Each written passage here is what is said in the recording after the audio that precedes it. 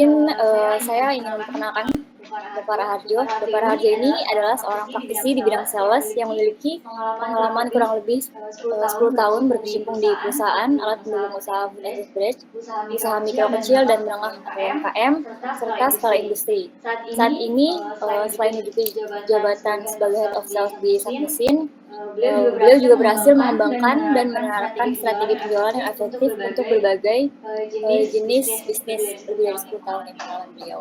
Mungkin saya perkenalkan ini dia Bapak Raharjo. Mungkin boleh mic dulu. Halo, salam kenal semuanya. Selamat malam. Perkenalkan saya Raharjo, biasa dipanggil Jo.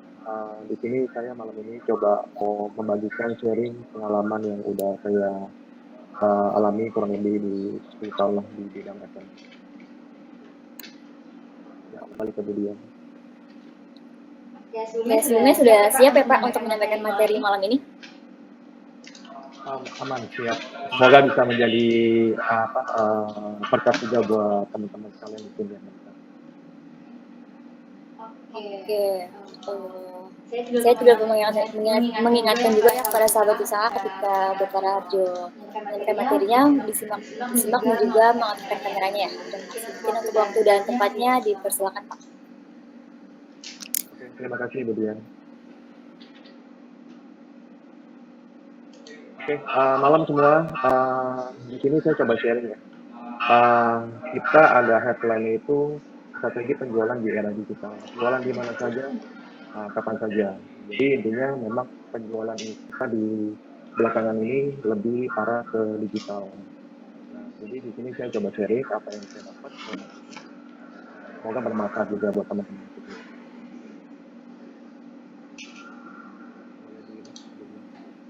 Oke, kita langsung ke materinya ya. Oke, di sini saya tujuannya memberikan wawasan yang terkait penjualan digital. Pengaruh konsumen, pengaruh strategi penjualan, memberikan tips untuk meningkatkan interaksi dengan pelanggan melalui platform digital. Berikan kesempatan bagi peserta juga nanti di akhir bertanya dan berdiskusi juga di akhir nanti.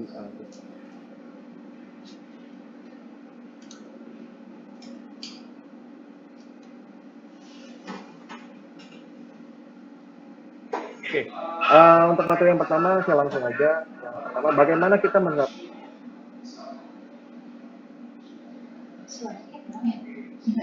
saya mau menjelaskan dikit ya. Memang di lagi ada marak-maraknya untuk katanya fundingnya mau kenaikan pajak atau untuk ada razia bercukai dan segala macam. Nah ini jadi concern sih, maksudnya jadi isu yang ada berkembang sekarang di masyarakat Indonesia. Well, saya ada beberapa tips sih untuk menanggapi hal ini. Nah, sebagai informasi aja, kenaikan pajak ini sebenarnya setahu saya ini adalah program pemerintah yang sebelumnya. Jadi pemerintah yang baru ini hanya melanjutkan. Nah, sebenarnya ya kalau untuk pajak ini dikenakan ke kita langsung dari customer itu tidak langsung ya. Jadi sebenarnya cara kerja PPN itu dia memotongnya itu lewat bidang-bidang usaha yang tertentu. Nah, berimbasnya memang langsung ke customer langsung kenaikan pajak.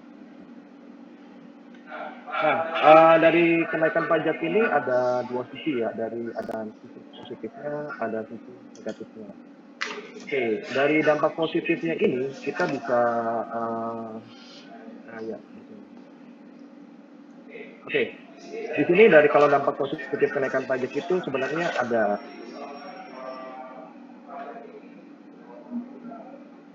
itu benar-benar diakomodasi dan disalurkan dengan benar masyarakat yang membutuhkan upah. Kayaknya sinyalnya nggak bisa masuk kamu gini. Oke, jadi intinya kalau dampak positifnya itu, kalau misalkan alokasi dananya itu benar dengan tepat ke masyarakat, dan masyarakat ada daya belanjanya, ada daya belinya, nah itu akan berdampak positif buat untuk masyarakat Indonesia atau buat untuk sektor-sektor yang perdagangan. Gitu. Jadi ada simulasi untuk belanja di masyarakat Indonesia. Oke, yang kedua itu dampak negatifnya ya. Pasti ada positif dan ada negatifnya juga. Oke, dampak negatif dari kenaikan pajak jikalau dana sendiri PPN-nya itu alokasi dananya itu tidak disalurkan dengan tepat. Misalkan ada kebijakan yang tertentu untuk membiayai program-program pemerintah atau apapun itu ya. Nah, jadi ini tidak langsung dirasakan oleh masyarakat langsung yang membutuhkan. Jadi daya belinya juga kurang, terus juga kita sebagai pedagang atau spanduk bisnis juga merasakan dampaknya sekali. Karena daya belinya itu sangat turun kalau misalkan alokasi dananya dari pajak ini tidak disalurkan dengan tepat ke masyarakat. Khususnya maaf mendengar yang kelas ke bawah. Oke, di sini tentunya saya coba memberikan solusi dari dampak negatif dan dampak positifnya sendiri. Jadi gini, yang pertama dampak itu tentu ya menengah kelas yang agak ini ya bawah ya, sorry ya maaf sekali lagi. Oke, solusinya adalah pemasaran itu yang bisa mungkin ya salah satu contohnya itu mungkin kalau saya kemarin itu kasus selama si PPN-nya ini belum ada kenaikan, jadi mungkin bisa diterapkan salah satu poinnya seperti mungkin itu contohnya. Jadi misalkan ada program kita subsidi PPN-nya nih sebelum ada harga kenaikan. Itu kemarin coba saya ada teman kemarin ngajak dia ada mau beli untuk rumah salah satu di Kabupaten Jakarta Barat. Jadi di marketingnya itu sendiri mengeluarkan program selama periode tertentu. Putus-putus.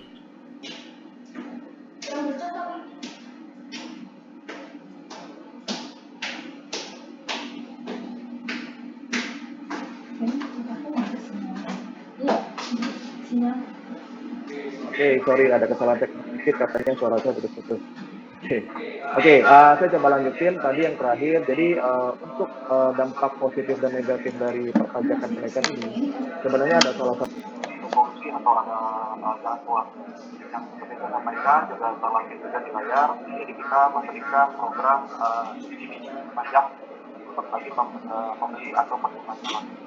Seperti kemarin saya ulang lagi, kemarin itu saya sempat dengan teman dia sedang mau beli suatu rumah di daerah Jakarta Barat dan dari si propertinya ini developernya ini memberikan program subsidi full ditanggung jikalau di kredit tertentu jikalau pajaknya belum naik. Nah itu mungkin jadi bisa buat teman-teman ini apalagi yang kasih jualannya atau badan usahanya itu bisa sampaikan juga. Jujur teman-teman kalau untuk perpajakan ini saya sangat minim infonya karena saya biasa memang di lapangan. Gitu. Kalau misalkan memang ada yang kurang tepat atau bagaimana saya menyampaikannya, saya minta maaf. Jadi untuk perpajakan ini sebenarnya jadi isu. Makanya kenapa saya mau coba terangkan, maksudnya mau coba bicarakan kenapa? Memang di gejolak di masyarakat ini lagi benar-benar lagi jadi concern lah. Apalagi ada biaya cukainya tadi, ada razzianya, ada resolusi cukai dan lain-lainnya lah. Ada beberapa banyak isu yang di market di Indonesia ini yang makanya jadi konsen saya kenapa saya mau bawa ini ke market di Indonesia.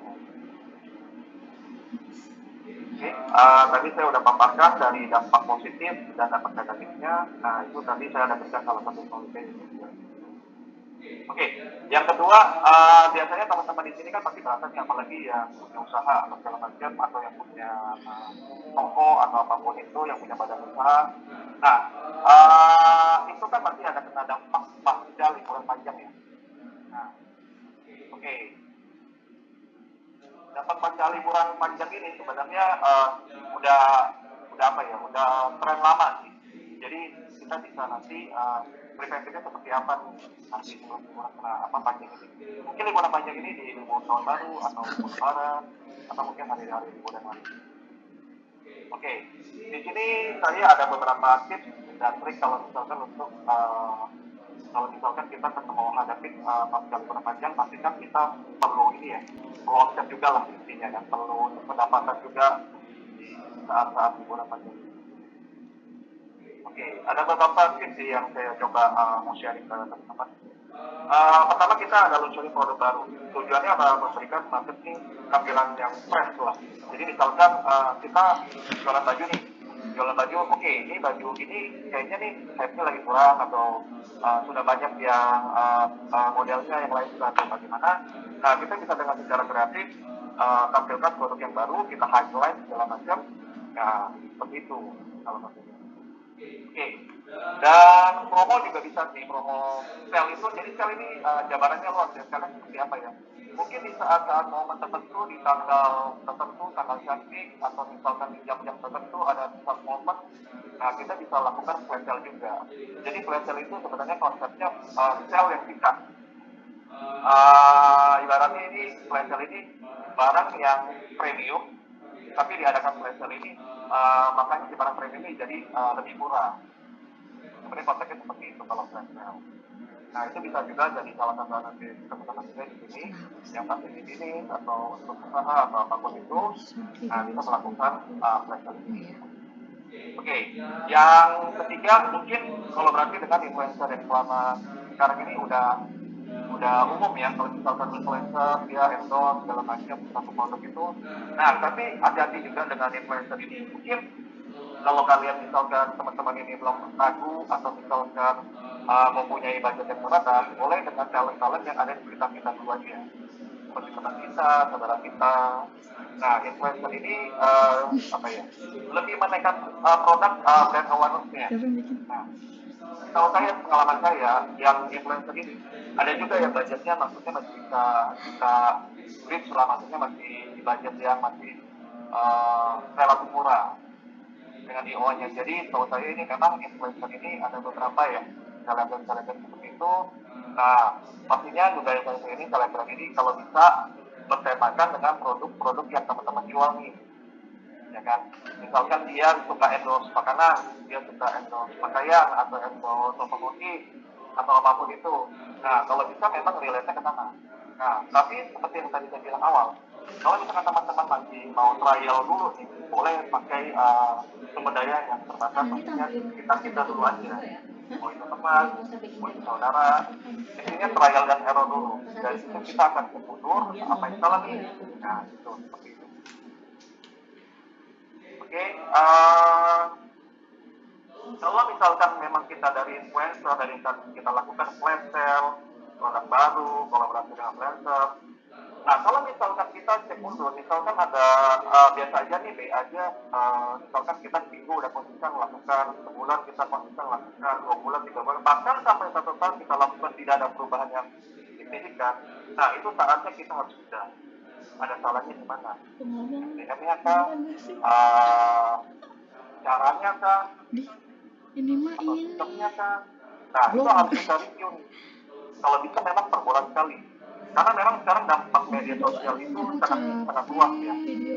Ini sudah terjadi 3-4 tahun belakangan ini lah. Jadi media sosial itu sangat powerful lah. Kita mau ekspor barang kita, mau beriklan, itu sangat powerful untuk sosial. Oke. Kalau untuk yang recovery of pasca libur panjang, saya rasa seperti itu sih, kurang lebih gambarannya. Jadi saya ini ada berbagi sharing untuk memberikan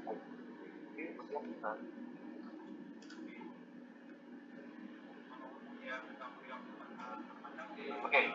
Nah, kita bahas lebih dalam lagi strategi penjualan di era digital. Oke, di era digital ini banyak platform yang bisa kita manfaatkan ya. Salah satunya di marketplace.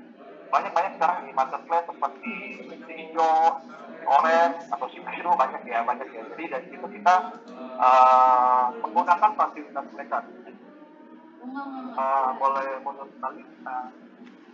Oke, dari nomor 1 ini marketplace sebenarnya banyak untuk kita manfaatkan untuk fasilitas mereka. Jadi sebenarnya kalau misalnya di marketplace ini kurang lebih ya kalau kata orang-orang ini cuma modal internet dan handphone. Tapi secara realnya gampang itu juga, memang perlu effort juga untuk marketplace ini. Kita perlu gambar produknya yang jelas, deskripsinya, ada videonya, gambar yang menarik atau kreatif. Nah, kurang lebih seperti itu. Nah, saya nggak bahas kita akan aja marketplace. Karena sekarang ini memang udah banyak yang option juga di marketplace di CCD, di iklan yang tidak kecil, atau jangan itu. Oke. Nah, yang di nomor 2 ini website. Nah, ini saya melihatnya website ini akan kembali tren. Kenapa saya bilang begitu? Karena di website ini makin banyak orang menggunakan website untuk berjualan mereka sendiri, membagi informasi, promo, segala macam itu. Jadi website ini saya rasa kedepannya akan naik lagi. Ini menurut pandangan saya ya. Kalau misalkan teman-teman nanti ada mau pendapat yang lain nanti boleh kita coba itu ya. Nanti coba aja. Nah, kenapa saya bilang website ini kedepannya akan naik lagi? Karena di website sendiri, kalau misalkan kita pegang, kita telusuri segala macam, itu kita bisa bikin tampilannya seperti marketplace. Memang ada investasi yang di sana ada prosesnya dan segala macam, ada penggunaan SEO dan lain-lain, kata kunci yang tepat, iklan di Google segala macamnya. Ya, teman-teman. Well, website sendiri ini kenapa saya rasa akan trennya akan naik lagi? Nah, dari sini, dari website sendiri, kita bisa manfaatkan apa yang kita mau. Apa yang kita mau? Kita mau bikin program tanpa dibatasi regulasi dari marketplace sekarang, terus juga kita bisa bikin tampilan yang lebih oke, sesuai dengan hak kita, aja di website seperti itu. Nah, saya rasa di website ini boleh nanti kita lebih dalam lagi ya untuk nanti buat teman-teman juga ya. Oke. Yang ketiga itu di sosial media. Nah, seperti yang saya bilang tadi di awal sebelum ini, sosial media itu sangat powerful. Kalian bisa gunakan sosial media itu sebagai apa ya? Mungkin tidak penjualan secara langsung produknya. Mungkin kita akan bikin konten yang akan mengarah ke produknya. Mungkin bisa juga langsung menjual produknya atau lifestyle kalau bilang sekarang lifestyle di Instagram, di Facebook, di TikTok, banyak sekarang berbagai macam platform media sosial itu yang bisa kita manfaatkan juga. Nah, dari IG sendiri, dari TikTok sendiri itu kita bisa beriklan juga untuk bisa di reach banyak orang juga. Nah, terpenting dari platform digital ini, dari ketiga platform digital ini ya, kita harus aware trafficnya. Seperti yang saya bilang tadi, kita harus benar-benar kaji apakah langkah-langkah yang kita ambil di ketiga platform ini, apakah sudah maksimal. Kalau kita sudah beriklan, apakah iklan kita itu dilihat banyak orang? So basically, kalau untuk penjualan yang penting kita dikenal dulu nih. Mungkin kita jual barang yang sama, mungkin jual handphone, jual baju, jual makanan. Nah, kita harus benar ada ciri khas yang membedakan kita daripada orang lain.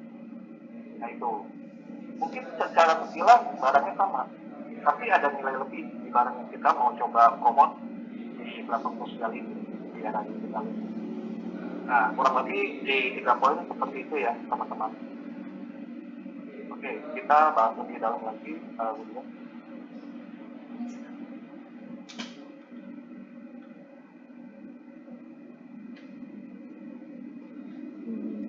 Oke, ini tadi saya udah sempat mention juga di awal.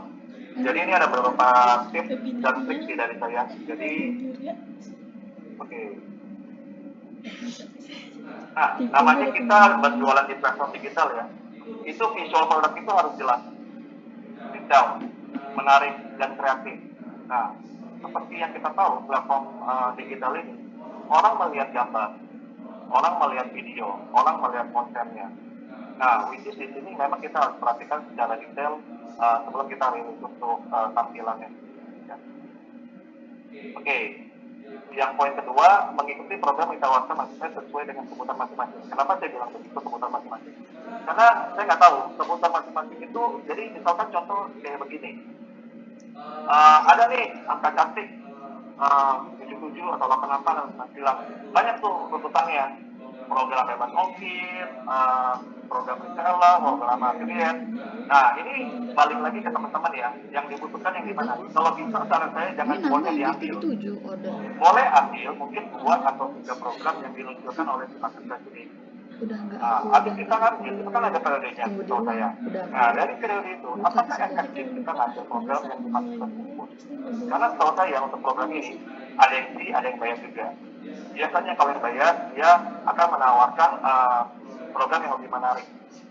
Gitu. Jadi teman-teman boleh dikaji ulang ya. Untuk program ini kalau bisa jangan diambil semua, kita nggak tahu mana yang efektif, nanti teman-teman juga boleh sharing juga kira-kira kalau udah misalkan udah mengikuti program di marketplace prosedurnya seperti apa gitu. Oke, yang tadi saya bilang ada live sale.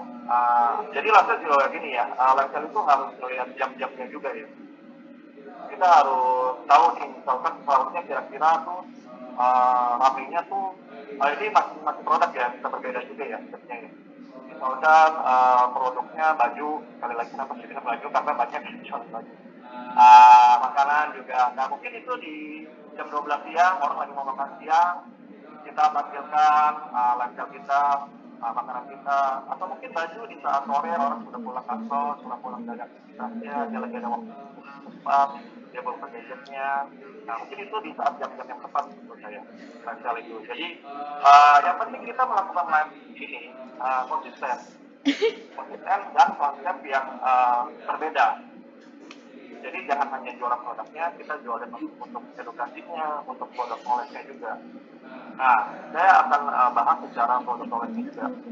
Nah, penting sekali kenapa produk knowledge saya dibilang. Karena gini, kalau kita menjual suatu barang, tapi kita tidak tahu produk knowledge-nya, agak muncul ya. Kalau maksudnya, produk knowledge ini kita harus tahu dulu nih.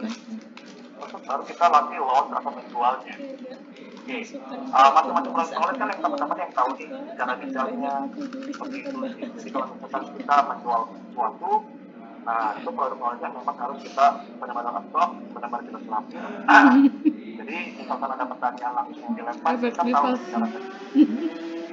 Tadi sebelumnya apa? Oke, kita di iklan. Nah, tadi seperti yang tadi saya sempat ngomongin juga di awal, iklan itu sangat penting ya, guys, teman-teman. Jadi iklan itu bisa merupakan di Google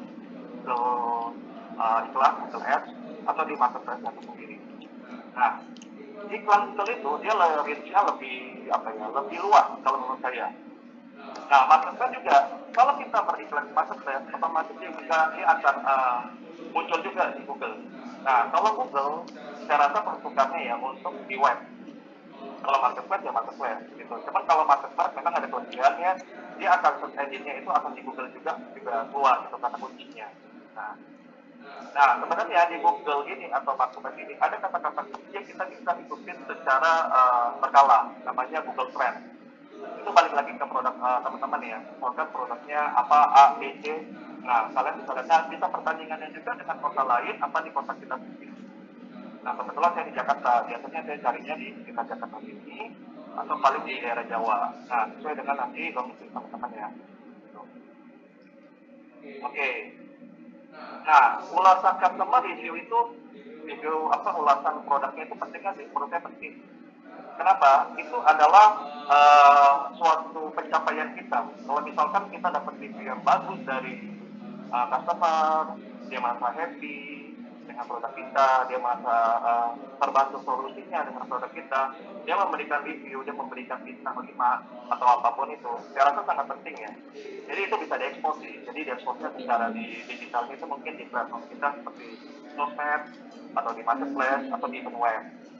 Gitu. Jadi itu sangat penting menurut saya. Jadi itu ibaratnya testimoni dari customer bahwasannya barang kita tuh bermanfaat buat mereka. Oke. Boleh ya, dari saya gitu aja, nggak banyak-banyak. Saya coba sharing apa yang saya alami selama ini di dunia digital juga saya bukan ini, dan saya mostly memang lebih banyak di lapangan juga praktiknya juga. Oke, sekiranya itu aja. Kalau misalkan ada kurang-kurang kata atau apa, saya mohon maaf. Oke, terima kasih. Oke, baik.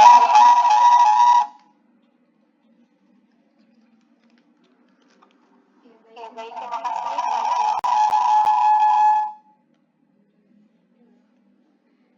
Terima kasih Pak Jo untuk penyampaian materinya. Wow, sangat insightful ya.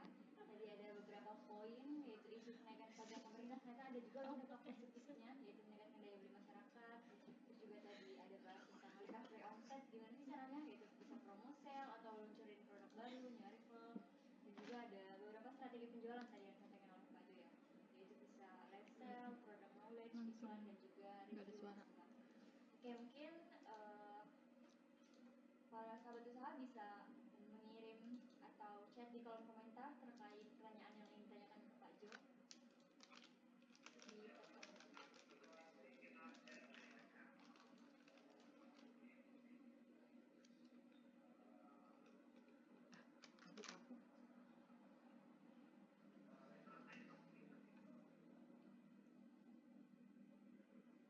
Jika ada yang ingin bertanya mungkin boleh raise hand dan open kamera dan open mic-nya untuk bertanya. Bukalin, raise hand. Bukalin ingin bertanya. Maaf ya, saya lagi di luar jadi saya off cam. Oh, Saya mau tanya, sebelumnya terima kasih Pak Jo, materinya bagus. Terus juga saya mau tanya, dari semua itu kan pasti kita punya kompetitor ya. Saya mau tanya gimana sih caranya menerapkan analisa kompetitor untuk perusahaan kita sendiri agar analisa kita itu berjalan dengan baik dan tepat.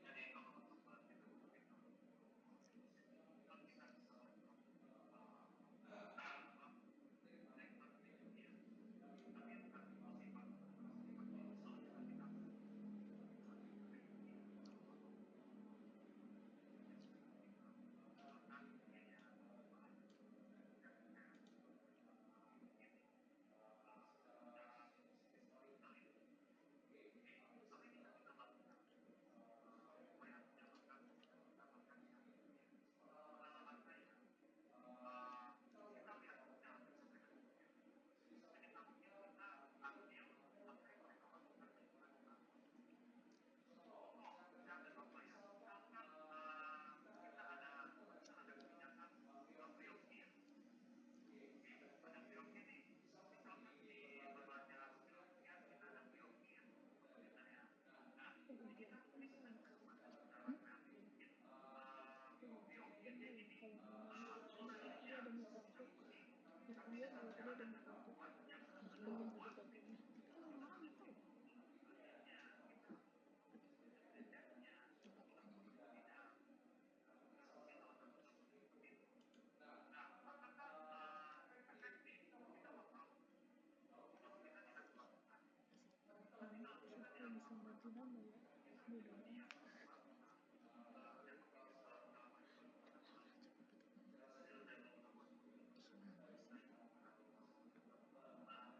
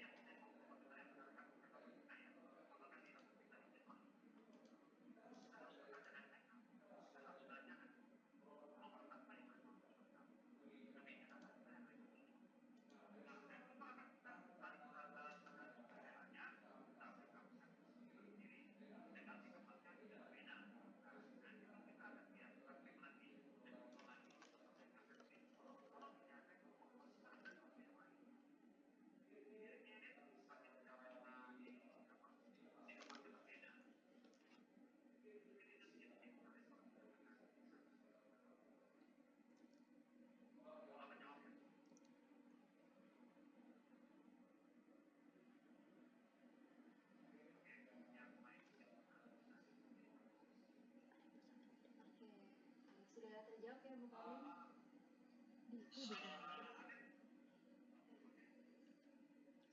Iya, gimana Pak Jo?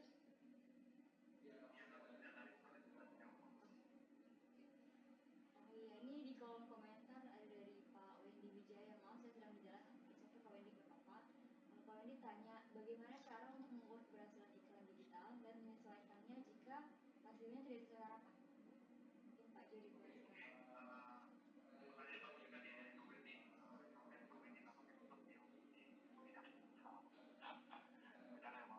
Oke, pengetahuan saya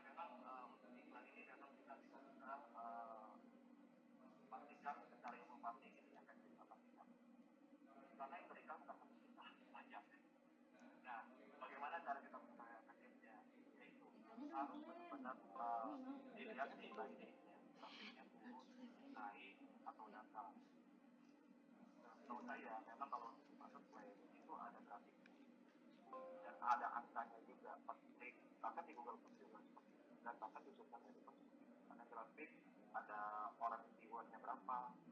Nah, setahu saya memang algoritma ini hampir setiap hari berubah dengan kata kuncinya, dengan pilihan-pilihannya.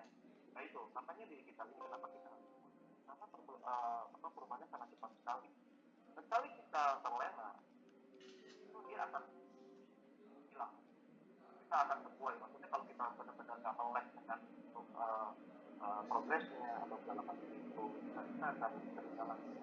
Jadi untuk menjawab pertanyaan Pak Wen itu memang tidak ada yang pasti bahwa untuk efektifan iklan itu sendiri di telepon digital. Jadi yang harus kita lakukan memang harus konsisten untuk memantaunya lebih baik. Semoga terjawab ya.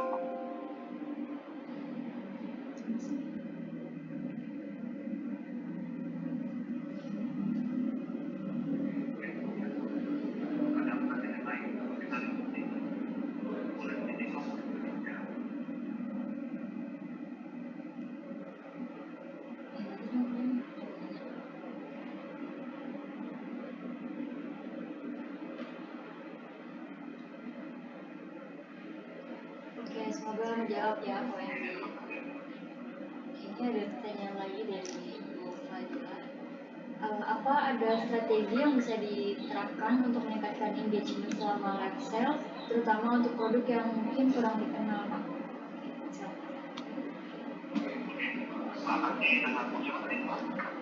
Bu Fadila. Seperti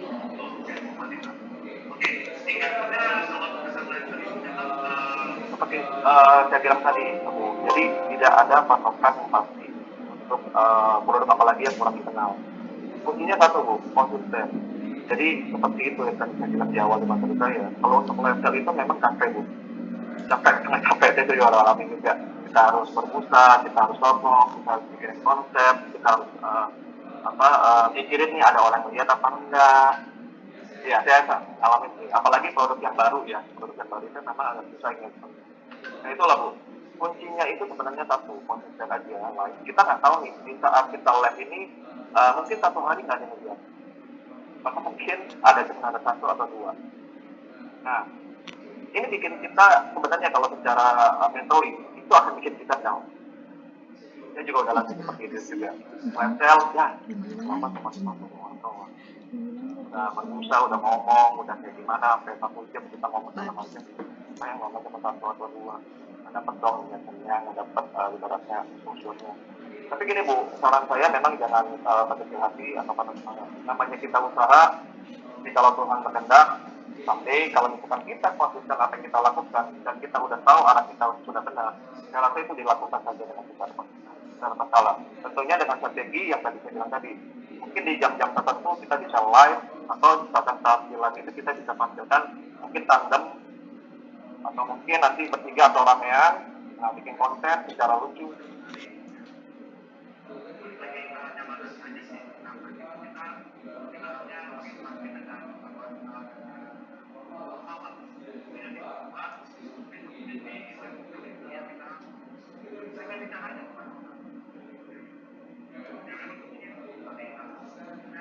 Nggak apa-apa nggak sih dia sebut ibu apa kamu bertanya apa sebut nama ibu apa maksa nggak sih nggak maksa nggak sih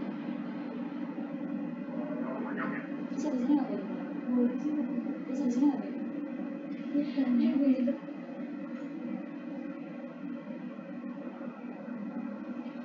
Oke, semoga menjawab ya Bu Fadila. Kita masih ada 5 menit lagi untuk sesi tanya jawab ini. Dari Bapak Ibu sekalian mungkin ada yang bertanya atau berdiskusi.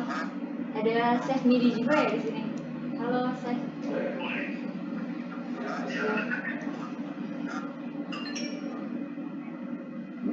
Ya, halo, selamat malam. Malam Chef. Gimana kabarnya nih Chef? Alhamdulillah. Mungkin mau sharing Chef terkait pengalaman di pas konsep join komunitas F&B dia terutama di strategi tentang pas di penjualan. komunitas pas mana sekarang saya tahu Kalau saya sekarang ini kan mau jadi bergerak di kelompok bidang konsultan ya, bergerak di bidang konsultan. Jadi khususnya di konsultan F&B lah. Cuman untuk sekarang ini kan banyak saing dari khususnya di equipment ya, itu kan sangat luar biasa.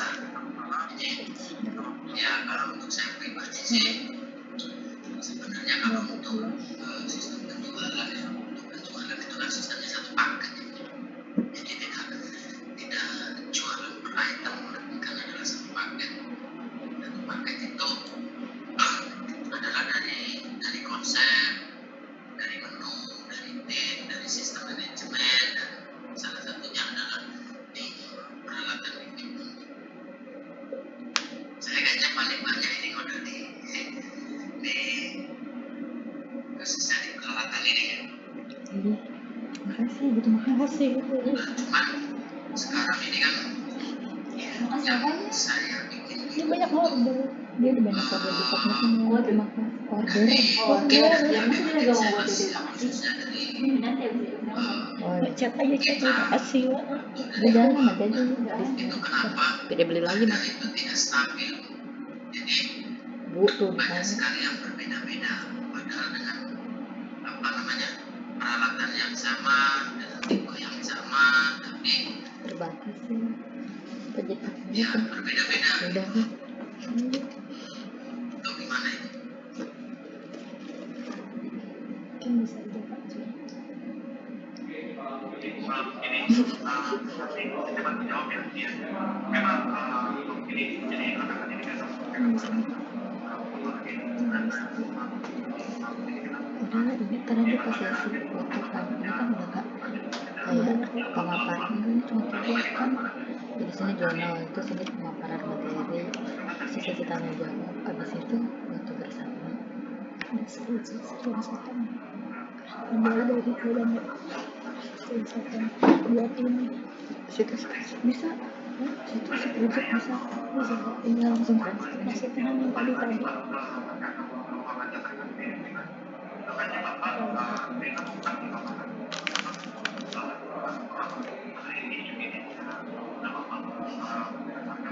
ada aktifkan Windows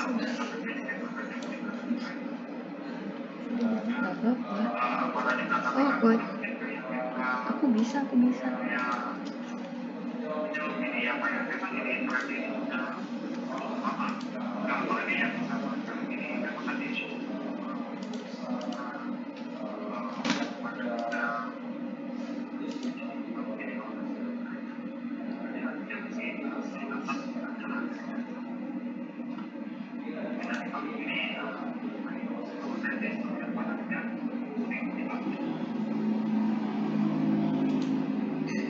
Terima kasih. Saya kan posisinya di daerah Sumatera gitu ya. Saya ini dulu saya mainnya di Jakarta. Cuman setelah saya memutuskan untuk keluar dari dunia hijab, khususnya bukan keluar berarti saya lepas dari seragam bukan, tapi udah beristirahat untuk incas lah, di hijab gitu. Itu dari tahun 2018. Nah, dari tahun 2018 itulah saya dulu langsung membuka jasa konsultan gitu. Nah, pertama kali vendor yang saya gandeng ya mungkin salah satunya adalah Mitra gitu. Nah, saya dulu kerjasamanya di cabang yang Palem ya.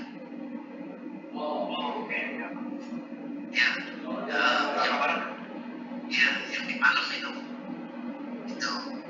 Nah, jadi mungkin sampai detik ini juga terakhir kemarin kalau nggak salah saya ngambil barang itu sampai totalnya hampir 300 jutaan.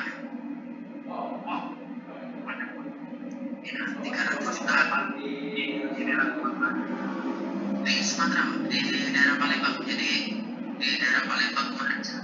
kan kitchen untuk ballroom satu paket sama satu lagi di restoran di daerah Palembang juga itu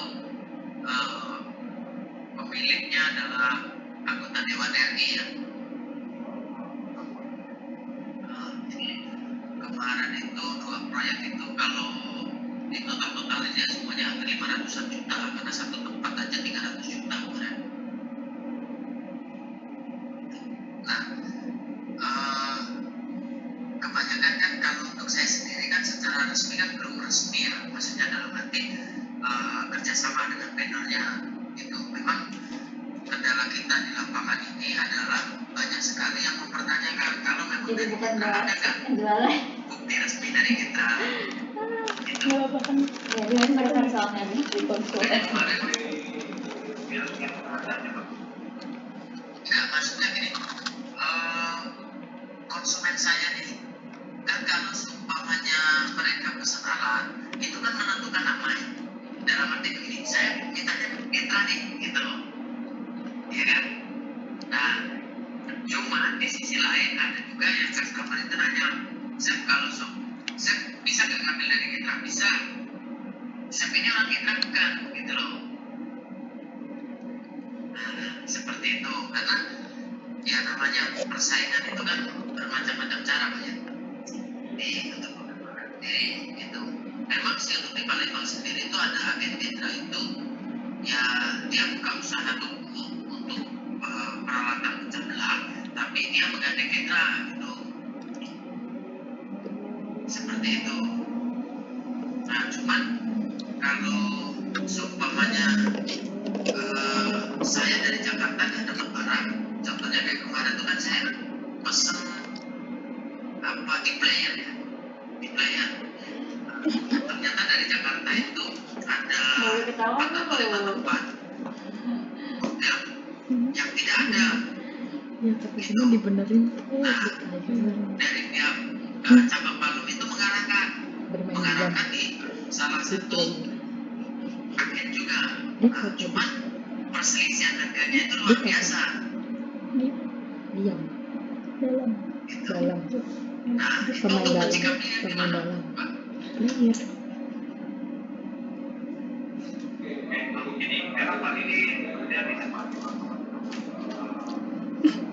Turun viewersnya makin. Harusnya Pak Indra nggak sih jawab? Harusnya Pak Indra nggak sih jawab? Viewersnya makin diturun. Tapi yang keluar dari tadi ini kok orang dalam, bukan lu yang coach. Kalau yang orang-orang luar masih bertahan. Itu memancing orang untuk keluar. Iya ya. Aku gimana aku pengen join deh. Di sini bisa ya join lagi ya?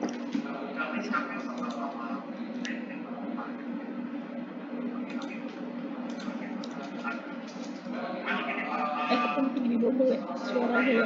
Jangan.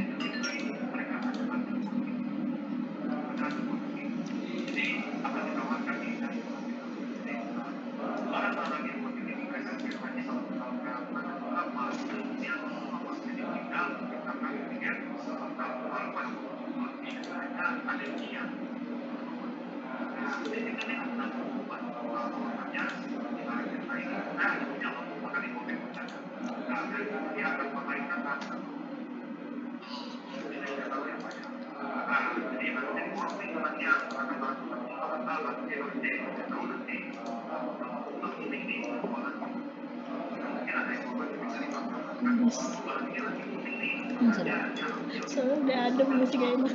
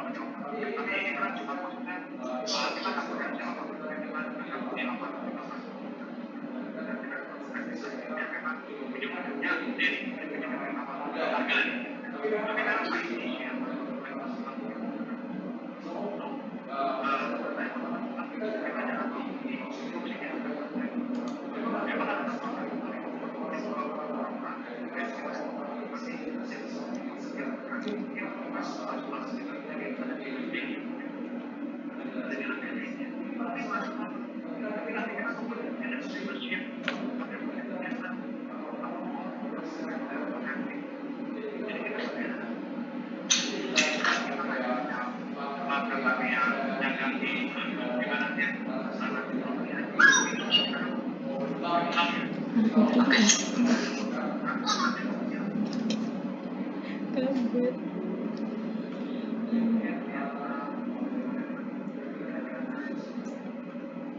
Oke, terima kasih Chef Midi atas sharingnya. Ini sini juga ada Bu Rika. Halo Ibu. Tadi sebelum jam 7 sudah semangat nih join.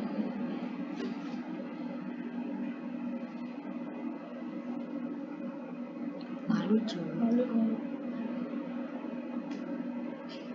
Ya, keren ya. Udah aja kali dia nih. Ya, boleh. Ditanya sekali lagi. Nih saya ada yang mau nanya.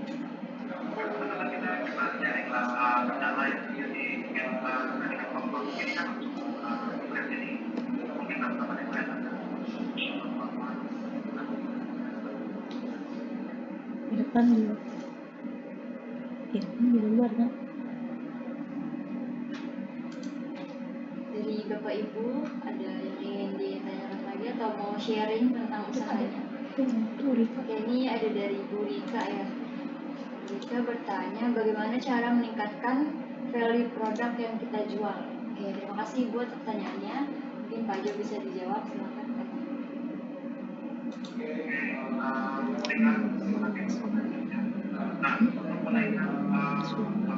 Gimana cara untuk malu suami?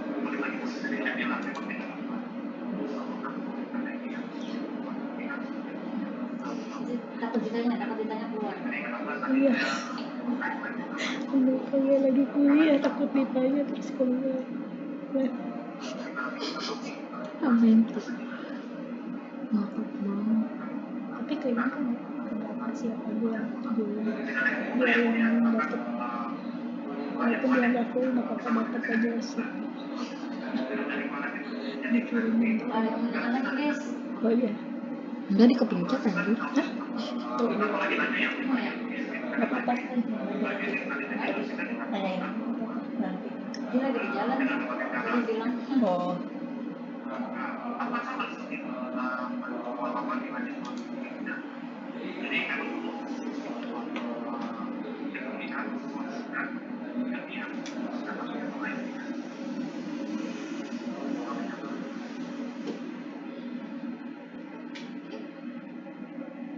Oke, Bu Rika apakah sudah terjawab pertanyaannya?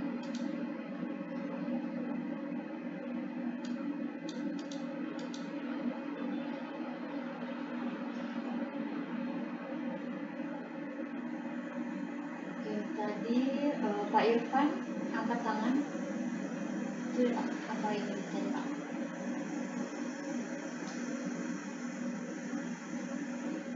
Oke, iya. Terima kasih kembali Bu Rika.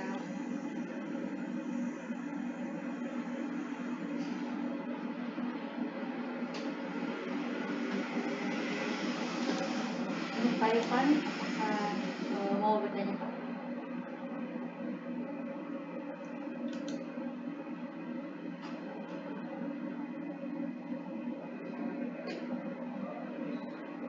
Apa aja? Mana ya?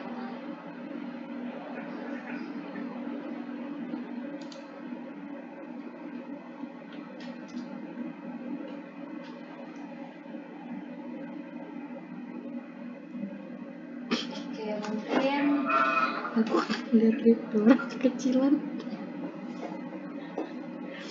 Sebenarnya kekecilan. Pak form feedback ya?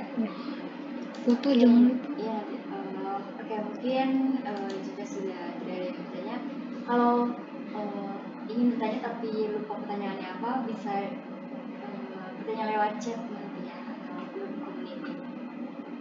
Oke, mungkin saya ingin mengingatkan kepada para sahabat usaha untuk bisa mengisi form feedback terkait acara webinar hari ini. Nanti kami juga akan mengirimkan by chat untuk mengisi form feedback untuk bisa akses ke sertifikat digitalnya ya. Ini sudah ada di kolom komentar, mungkin bisa di copy dulu lalu diisi. Sebelum diakhiri mungkin saya ingin menyampaikan beberapa informasi ya untuk para sahabat usaha yang sudah hadir di webinar pada malam hari ini. Itu yang pertama, teman sini ini ada program membership mungkin boleh ditampilin.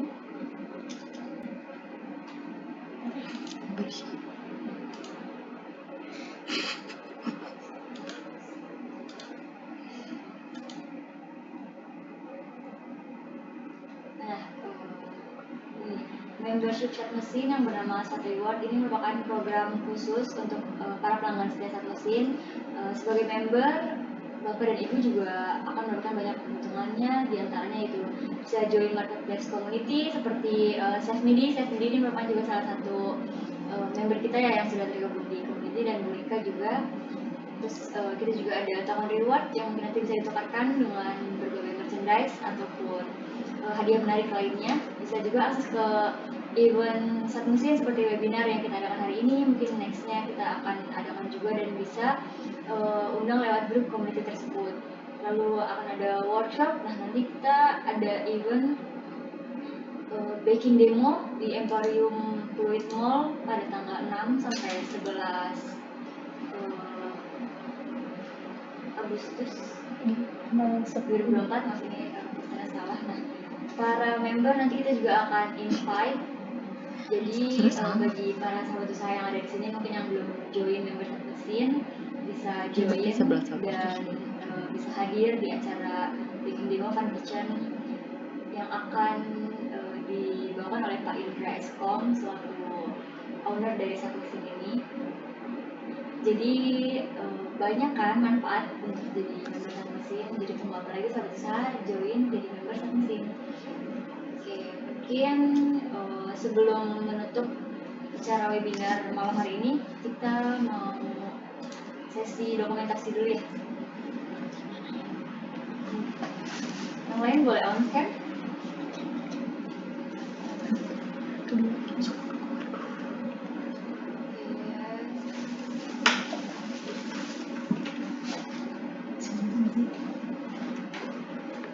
Saya foto ya, 1, 2, 3.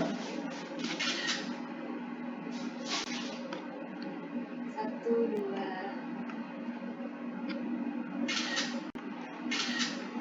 Oke, terima kasih semuanya, Pak Jo, Pak Indra juga dari sini, Bu Agnes, sahabat usaha lainnya. Terima kasih sudah meluangkan waktunya pada webinar malam hari ini. Kurang lebihnya saya mohon maaf. Sampai bertemu di event webinar selanjutnya.